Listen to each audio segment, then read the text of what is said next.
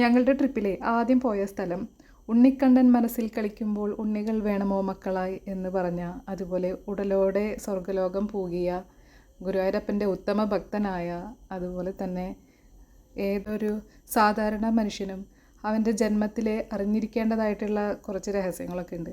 അതിന് സാധാരണ രീതിയിൽ തന്നെ എഴുതിയ ജ്ഞാനപ്പാന എന്ന മഹാകാവ്യം എഴുതിയ പൂന്താനം നമ്പൂതിരി, അദ്ദേഹത്തിൻ്റെ ഇല്ലത്തിലേക്കാണ് കേട്ടോ.